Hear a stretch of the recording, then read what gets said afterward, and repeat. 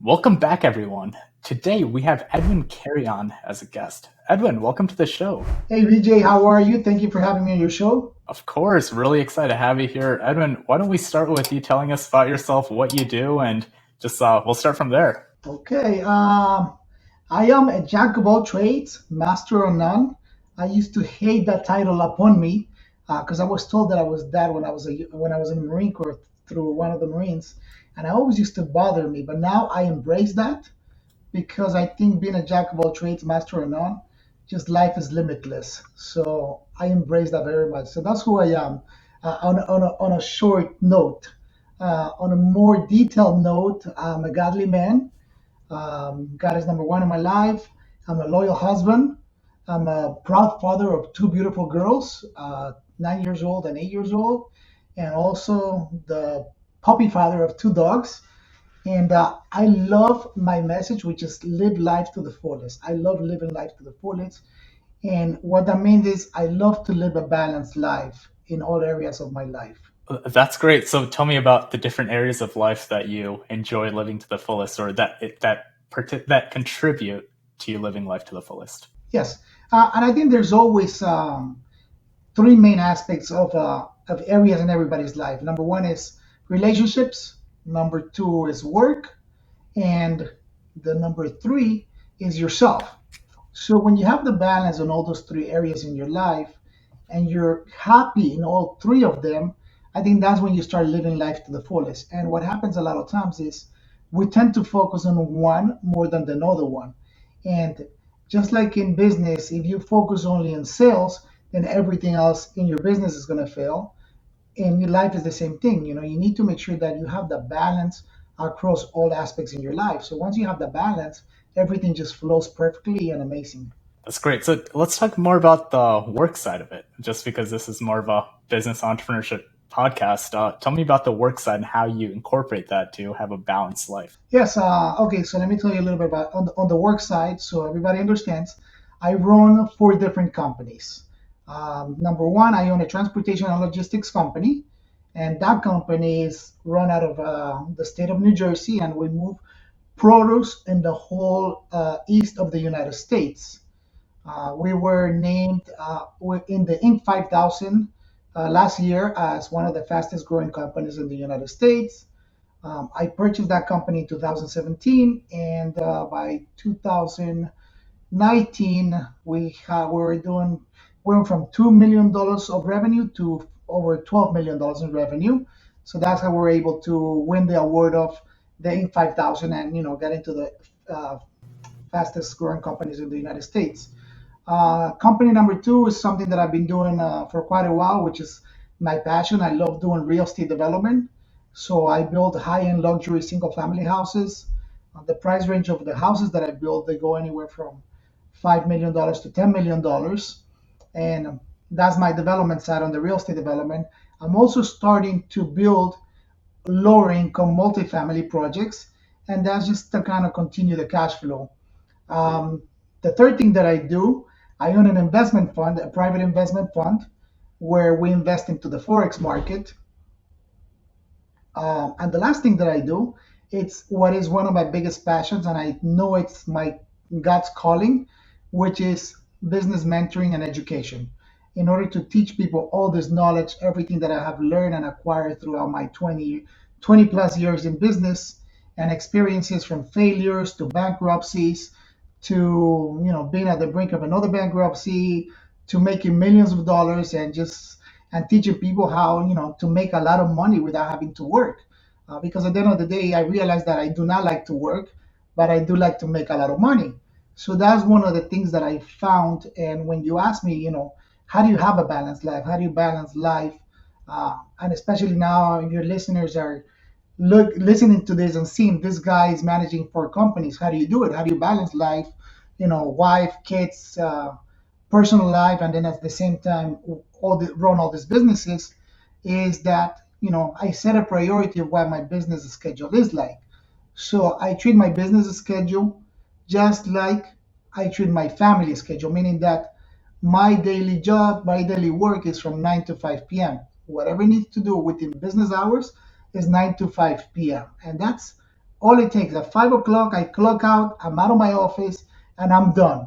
Unless there's like an emergency, like death and life emergency, then that's when I handle something else besides business. But on a typical day, it's like a 9 to 5.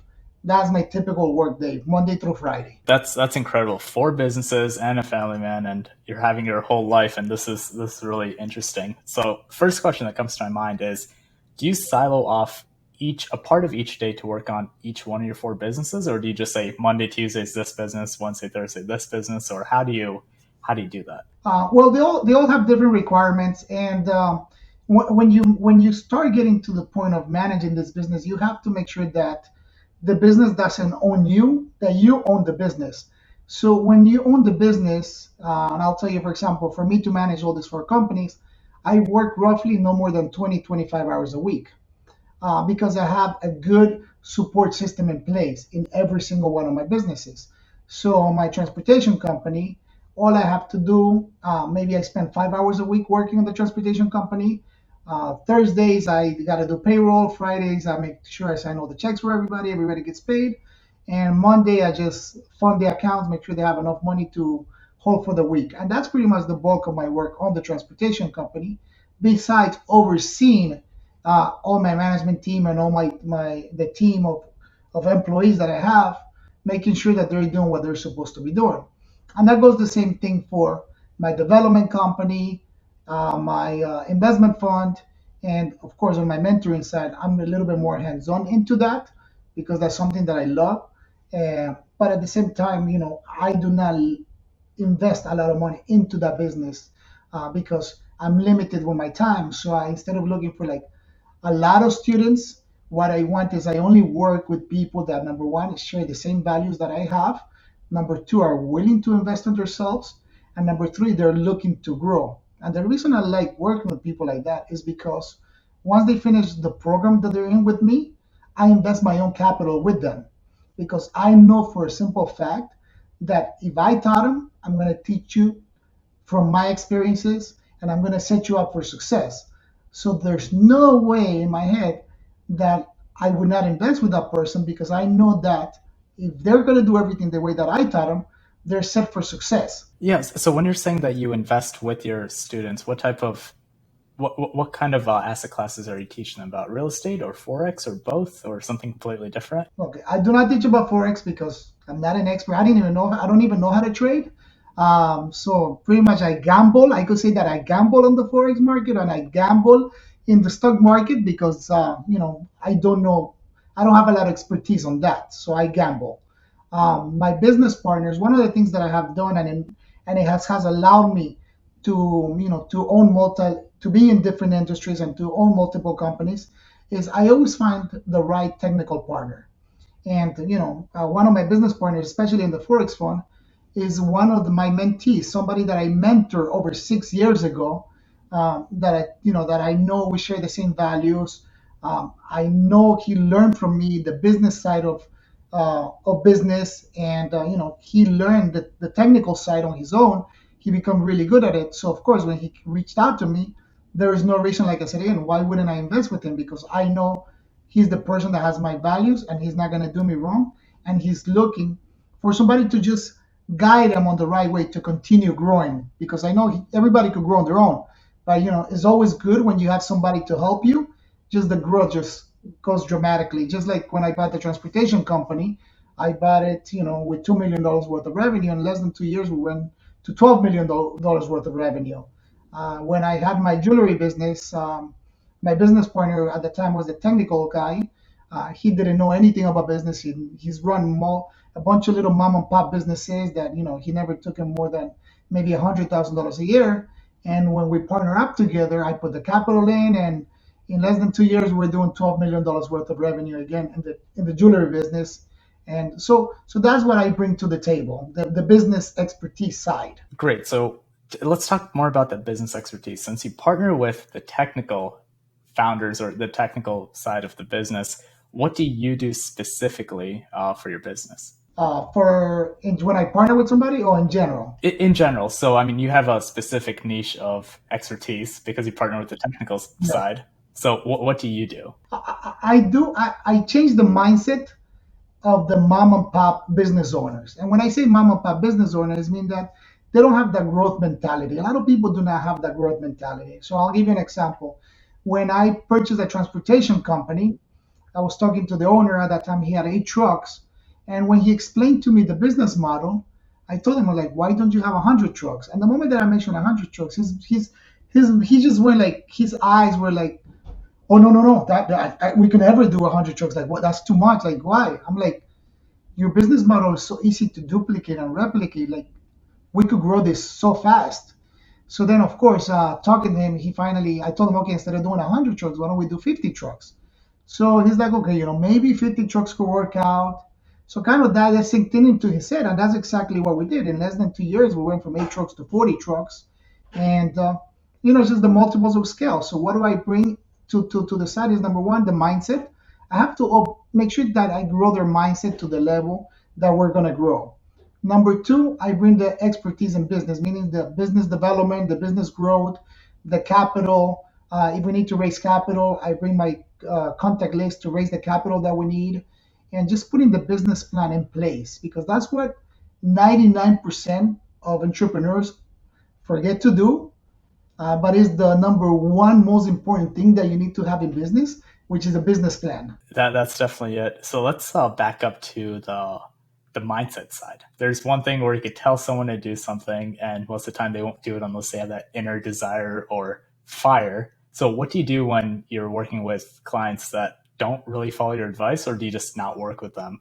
Um, I just don't work with them. But again, like I said, it has to be it has to be about, it's not following my advice, because I don't want nobody to follow my advice. I want them to learn and see within themselves what they're capable of. And when you're talking about mindset, that's what happens to a lot of people. They don't know that they're capable of so much because they have all these limiting beliefs that they grew up with, or maybe they put in themselves.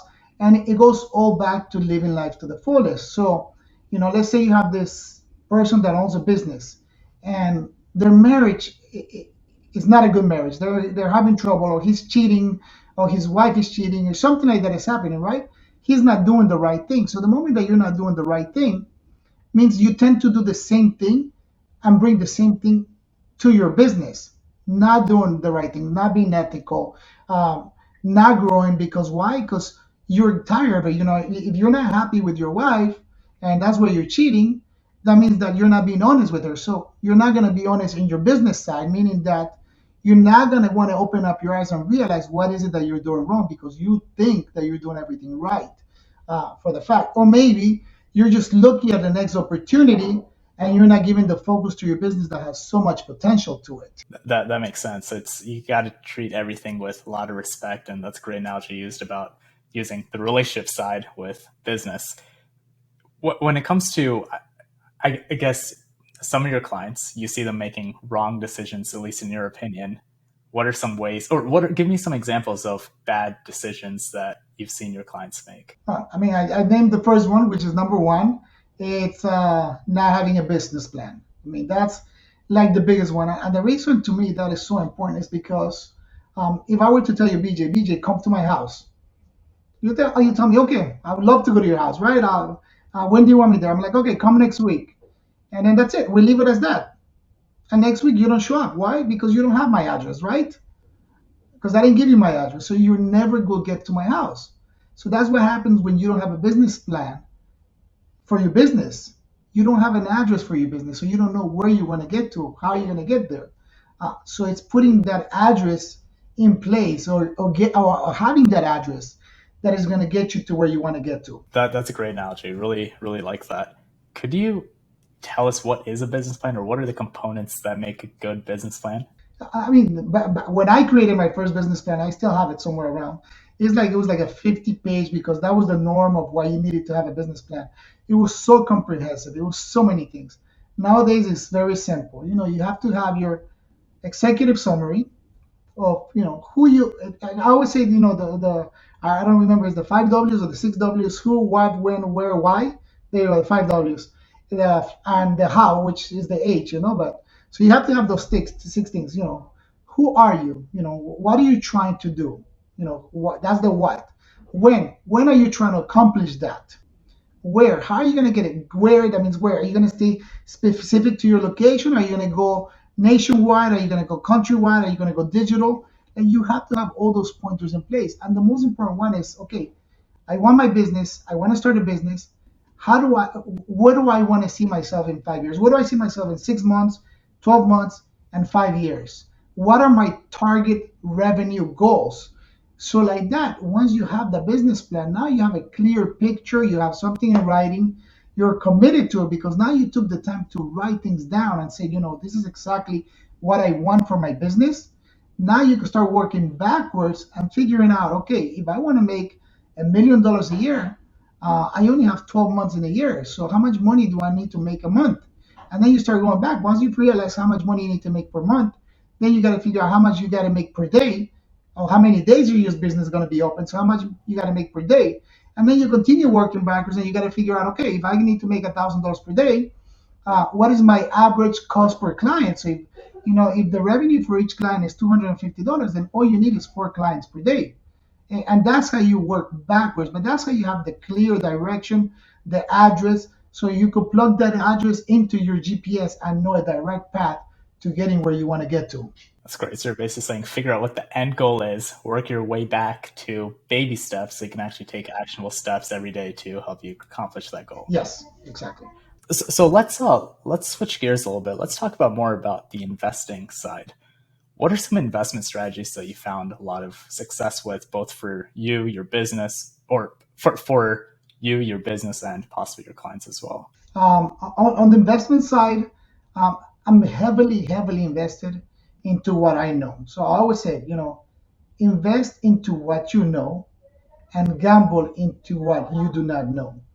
And for me, it has always been real estate. When I left the Marine Corps in 2002, um, first thing that I did was I got into real estate development. And that's all I have been doing for the past 20 plus years. Now, real estate development is a hobby for me, is a wealth creation tool for me.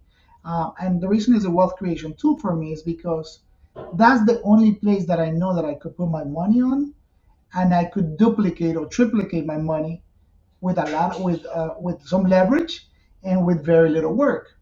And the reason I was talking at the beginning that I do these high-end projects is because, like I mentioned, I don't like to work, right? So if I want to make $1 million a year, if I build small little houses, each house is going to make me about $100,000. So that means that I need to build 10 houses in a year. That means that I have to work a lot, right? But what I do high-end homes. So I know when I build one of those high-end homes, it takes me like about 2 years from start to finish and I make like about $3 million profit. So there's my 1.5, and I don't have to work as much. I could put in 5 to 10 hours a week at the most into that project because that's all it takes me to do. So I accomplish two things: have a balanced life and do what I don't like to do, which is I don't like to work, but I like to make money, right? And that's why I invest in real estate a lot because that's what I know. That's what I know. Once I own my jewelry business, I became very heavily invested into the precious metals, gold, silver, platinum, diamonds, even watches nowadays because that's what I learned. So I always tell people, invest in what you know.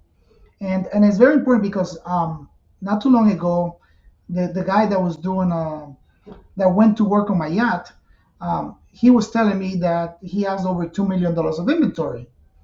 And it makes sense what I'm talking about is because the reason he decided to invest all his money into the inventory is because that's all he knows. He knows that when he buys, a spark plug, he could flip that spark plug on the next repair that he goes to do. If he buys a gallon of oil for $10, he knows he's going to flip it for $20, and he's buying enough to last him for the year because he knows how many clients he takes care of on a yearly basis. So he invests where he knows, and that's one of the things that we have to do: invest on what we know. But then it comes the second part of investment. You invest your money into what you know, but once you have the influx of money, once you have more money than what you need to invest in, that's when you start seeking alternative investments. And I call that passive income investments. And of course, the passive income investments are not going to give you as much money as you're going to make it on your own. meaning that for me to do a development project, if I invest $100,000, I'm going to make $200,000. So I'm going to make 200% return on that money. But if I invest in a syndication project and a multifamily project that somebody else has, I'm only going to make maybe 12 to 15% returns. It's very little compared to the amount of money that I make. But now it's called passive, meaning that I don't have to work for that money. I don't have to do anything for that money. And a lot of people need to understand that with time, you work hard for your money. So now let somebody else let the money work hard for you, even though they're not going to be the returns that you expect and that you're used to it, but somebody else is doing the work for you. That's exactly it. It's all about the passive income. Let your money work for you rather than you working for money. Yes. Great. That's great. If someone has no experience in investing, as in they don't know what to invest in, what would be a great place to get started, in your opinion? Yeah, if we're talking about passive income investments, I will say just go with somebody that you trust. Go with somebody that you trust. Go with somebody that has a good track record, and go with somebody that offers you the best guarantee that you're going to get your money back. Not the best guarantee as far as returns, but what is the safest guarantee of you getting your money back? So, for example, there's a lot of people that on the forex industry they promise you amazing returns. 200% returns a year. You know, but you have to look at the track record. Is it really worth it, or is it better for me to just hand my money over to somebody that is going to give me a comfortable 8% return or a 6% return, but it's guaranteed the money. I know I'm not going to lose my hard earned work money. I think that's good advice. It's if you have no idea what to do, go with someone you trust, and so that way you have at least safety of principle. And the last one, always, I believe it's hire a financial advisor. It's very important that you have a financial advisor and put your excess money with them because investment is a long term plan. It's not a short term plan. It's something that you have to look at long term. So when you look at investing, um, especially with a financial planner, one of the biggest hurdles for me, especially being who I am, is like, why did my portfolio just went down 30%? Why didn't you just like take some profits here and then waited for that to go down and rebuy in? So, because that's what I do. So I had to kind of get over the hurdle and understand that investment with a financial advisor is a long-term plan. So you have to look at it like 10 to 15 years ahead, and you will eventually get there. Just like development, I didn't start building $1 million houses when I started 2002. It took me over 10 years. It took me 12 years to get to the $1 million houses after I went bankrupt. So everything takes time. But if you're persistent, if you're patient with it, you'll get to the goal that you want. Of course. Let's back up a little bit. You mentioned bankruptcy. Could you share that story? I'm curious Oh, about of it. course, yes, yes. That's one of my favorite stories. I actually love that the fact that I went bankrupt. And number one of the main reasons was that um, I came out of the Marine Corps at a very young age. I finished with that at the time I was 22 years old. I retired from the military, and I started real estate development. It was the right time. I was the right person at the right time at the right place. Those three things that you need to be successful. Started real estate development. In less than 2 years, I went to over $20 million in real estate, but I was extremely overextended. So every penny that I had it invested in real estate. So I was completely overextended. I had an empire, but I was super overextended. So the moment that 2007 came around, the real estate bubble, all the banks stopped funding at that moment. I had over 20 something plus projects scattered through Miami, Florida. I was about to start. I had maybe like seven multi-million dollar projects that I was about to do. Everything just stopped from day to night. All the banks stopped funding. All the construction loans that I had to do, they stopped funding. All the money that I had sitting in land, I couldn't get it out because nothing was selling, nothing could sell. So yeah, that's how I went bankrupt. But it was very a humbling moment because I realized two things. Number one, that I wasn't ready for that success. And that's where it comes when I talk about mindset a lot. You have to be ready to be able to handle all of that. You know, I was very young. I was 24 years old by the time, 25 years old. And, I was running this multi-million dollar company, doing all these projects, and I had no balance in my life. All I was doing was work, work, work, work 24/7 because I wanted to be successful. And to me, that was my idea of success. And I wasn't happy. I was fatter. I was I was lonely. Like I wasn't really happy because all I was focusing into the material working things, and I didn't even have like the material things that I wanted because I was reinvesting everything into my business. So when the market stopped, of course, that's how I went bankrupt. I was so over leveraged that I went bankrupt and I lost everything. And it was a very humbling moment because it made me realize that I don't want to work. I don't want to make the same mistake again. That I didn't now want to work 24/7 like I was working before. Um, I knew that if I made it to the top, I was able to do it again. And that's one of the things I always tell people. If right now, if you made it in your business to $100,000 and you were to lose everything today, it's okay because in no time are you going to get back to the same level that you are because that's how your mindset is wired at this moment. And it's the reality. That's exactly how it happened. After I went bankrupt, in less than 2 years, I was with my jewelry company over $12 million in revenues. And the good thing, I was only working like about 5 hours a week. So tell me about those 2 years. How did you go from bankrupt to millions of dollars through a completely different industry? Again, one of the biggest things I always say is be jack of all trades, master of none, right? So I didn't have to be an expert in the jewelry industry. Um, I just I just found a technical partner, and I knew how to make money because I knew how to bring my company, my real estate development company. I knew how I grew it from zero to over $20 million, you know, in no time. So I'm like, okay, I have the expertise in business. I know how to grow a business. I know how to do this. So when my business partner at the time, he came to me, he's like, I have a good business opportunity. Do you have any money? I'm like, yeah, I have money. I was broke, but of course I wasn't going to pass out on a good business opportunity.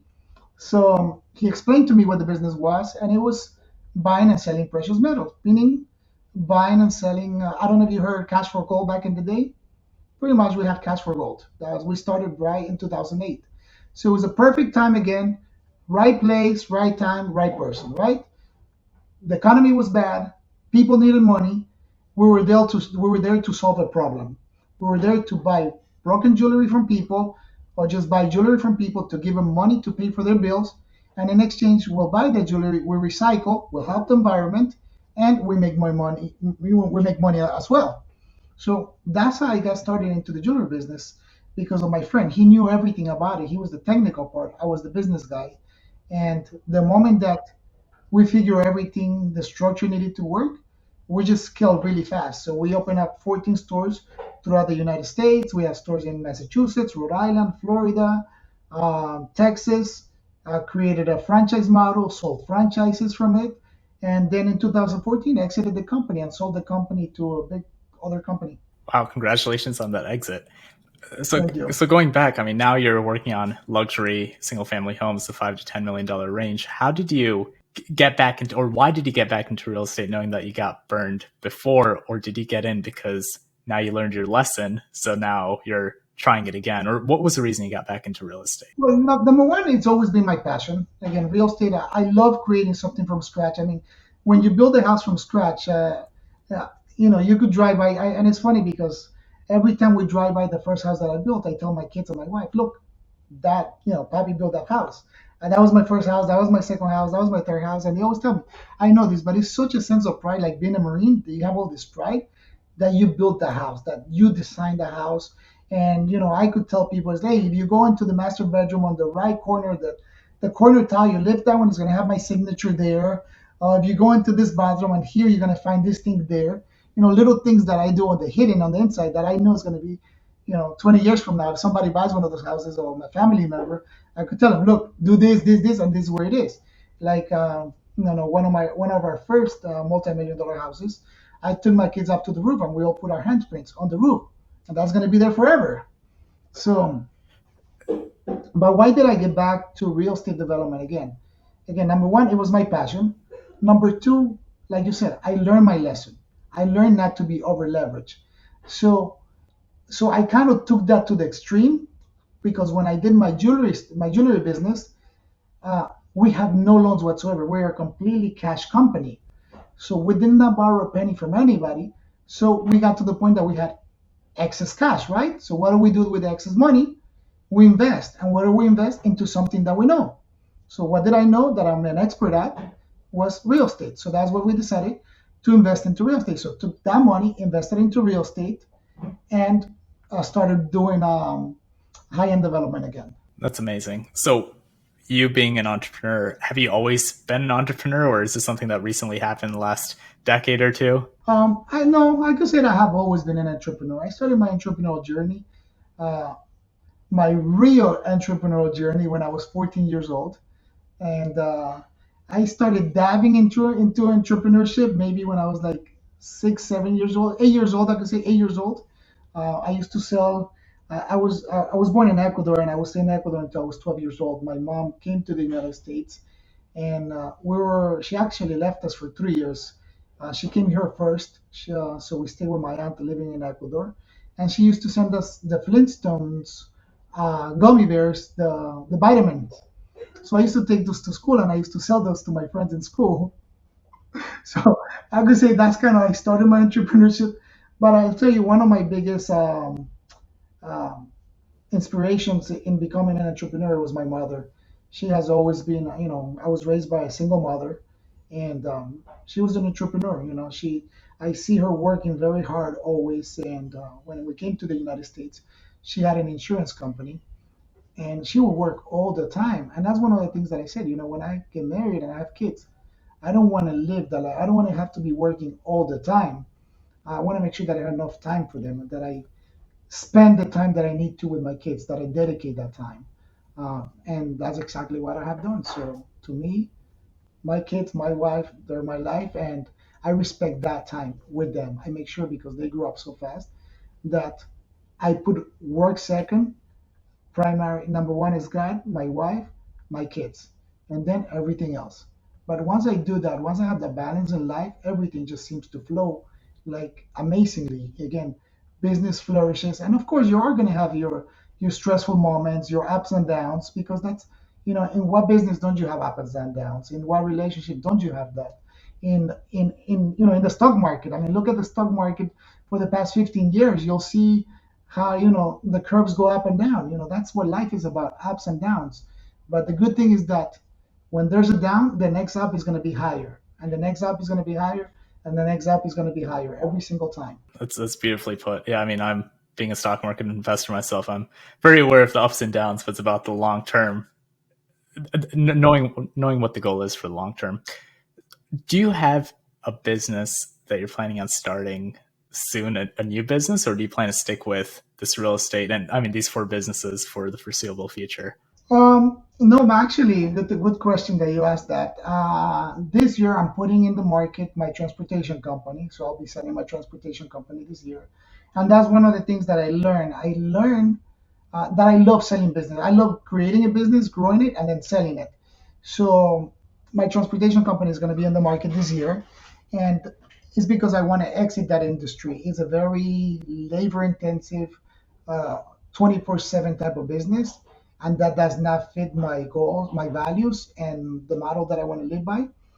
And so I'm just going to stick to the three main things that I like right now, that I learned, that I think are the best businesses that you could ever have. Number one, development, because in real estate you build wealth. You have cash flow and you create wealth.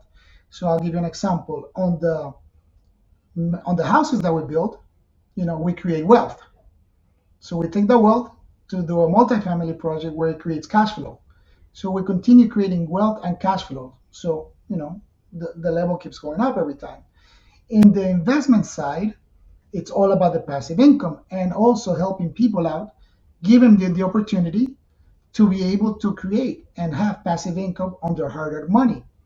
But the bigger we get, the more money under management we get, uh, the less profits that we have to look for, because the percentage just needs to be smaller the more money that you have. So, and we could do that from anywhere in the world. We don't have to worry about anybody. We don't have to sell to anybody. We don't have to deal with anything. So it's a great business. And the education part, which that's one of the ones that I'm really starting to push this year, the education side, is because to me, the only thing I could give back and the only way that I could leave a legacy behind is by sharing my knowledge with as many people, as many aspiring people that they either want to become successful, they want to become entrepreneurs, or they just want to change their mindset and realize that, we don't have to have millions of dollars to be happy. As long as we have a balance in life, we could be happy. And to me, I think the only thing that I could give to somebody that nobody could ever take away from them is knowledge. So if I'm able to leave that knowledge behind to as many people as I can, I fulfill my purpose in life. I'm happy, and that's what I like. That's what I want to do. That's amazing. Just giving back all this education that you've learned or all this knowledge you've accumulated over the last few years. What type of educational content are you teaching? What's kind of themes about it? Okay, so I have several courses. One of them is again teaching people how to become real estate developers. So if anybody wants to learn how to become a real estate developer, that's what I teach. I go from A through C how to become a real estate developer. And this is not like a course where you have 20, 30, 50 people at once. This is like I teach one on one because I want to make sure that they grasp the knowledge. I want to make sure they understand. And again, like I told you at the beginning, at the end of the day, I invest my own money with them. So I have to make sure that I dedicate that time with that one specific person for that.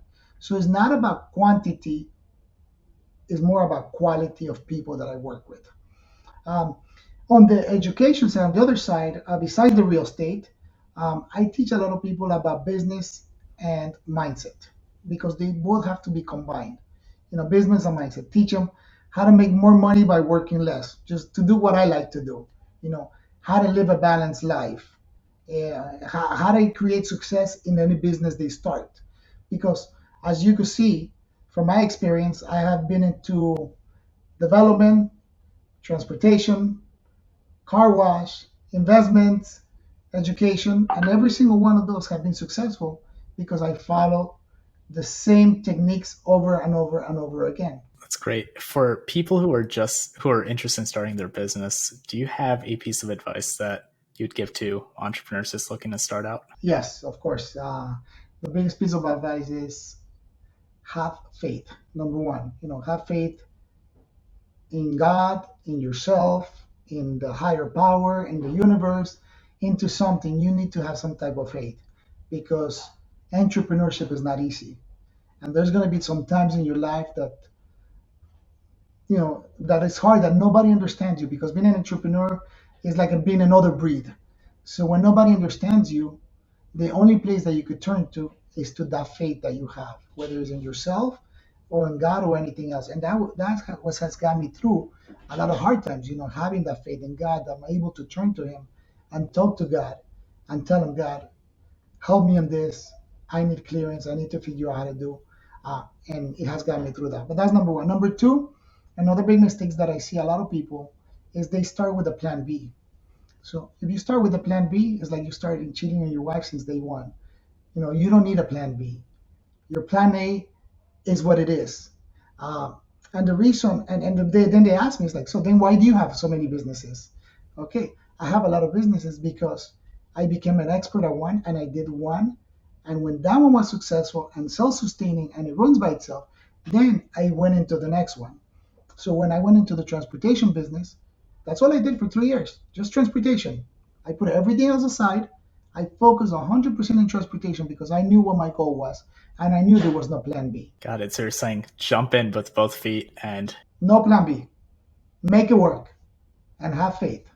Those are the two things. great advice. Really, really like that one. Do you have a favorite business book that you'd recommend? Yes, actually, let me show you right here. It's called Business Secrets from the Bible. That is one of my all time favorite books. And again, I love this one. I'm Christian, raised Catholic, and this book is written by a rabbi, a Jewish rabbi. So if you don't know what a rabbi is, it's Jewish, right? So I love this one because there's a lot of limiting beliefs that I grew up with and that a lot of people grew up with as far as money. Having a lot of money is bad. Money doesn't grow on trees. Don't have a lot of money. If you're a godly person, if you're a follower of Jesus, if you follow God, it's not good to have money. You got to give so much money away. But this book just takes all those limiting beliefs away, and it tells you that God wants you to be successful because the bigger that you are, the more successful that you are, the more lives you could impact. And to me, one of my biggest things was learning that the bigger my business grows, the more families I'm able to sustain and to help. So, when I start with one employee, that means I'm taking care of one family, and that impacts maybe 4 or 5 people. But now my transportation company, I employ over 50 people. So imagine how many families, how many lives I'm impacting because I'm able to help them out. And not only that, the bigger the company grows, the more outside help I sustain, the more people that I buy from, the more things that I take care of. So it just becomes like this thing that, that is okay to have that is good to have that. Thank you for sharing that recommendation. It sounds like a great book, and I'll definitely put that in the show notes. Well, Edwin, thank you so much. This was an absolute pleasure speaking with you. Where can our audience get in touch with you? I'm in social media in Facebook, Instagram at Edwin Carrion 78. And 78 is because that's my favorite number because I was born in 1978. So Edwin Carrion 78, Instagram, LinkedIn, Facebook, and that's where you can find me. Or you could take a look at my website, which is edwincarrion.com. Great. I'll put all this stuff in the show notes for those of you watching or listening. You can access that. Edwin, it was an absolute pleasure having you on the show. Thank you so much. Vijay, thank you for having me. I appreciate it. And to everybody out there that's listening, uh, keep it up. God has a plan for you, and do not limit yourself to the greatness that you could do in your life.